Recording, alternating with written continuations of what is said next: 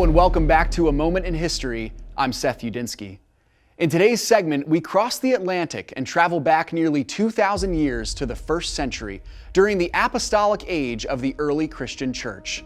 In the year 60 AD, the Apostle Paul, the second most influential figure in the history of the church after Jesus Christ, was shipwrecked in the Mediterranean Sea on the remote island of Malta.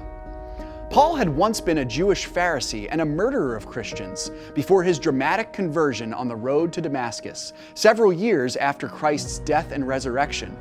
After many years of evangelism and subsequent imprisonments, Paul was once again arrested for his steadfast preaching of the gospel in the Roman Empire.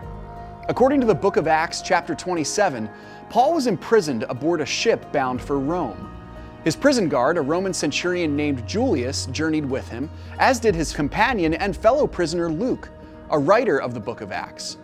After making stops in several port cities along the eastern Mediterranean coastline, the ship was caught in a storm and ran aground just off the coast of Malta, about 60 miles south of Sicily. Miraculously, the crew survived. Almost immediately after arrival to shore, Paul survived another danger as he was bitten by a venomous viper, but suffered no harm. Many would have breathed a sigh of relief and taken a rest after such an ordeal, but not Paul. The book of Acts tells us that he immediately visited one of the locals who was very ill, laid his hands on him, and by the power of Jesus Christ, he healed him.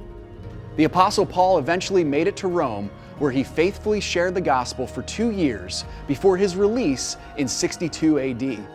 During his imprisonment in Rome, he would write 4 New Testament epistles: Ephesians, Philippians, Colossians, and Philemon.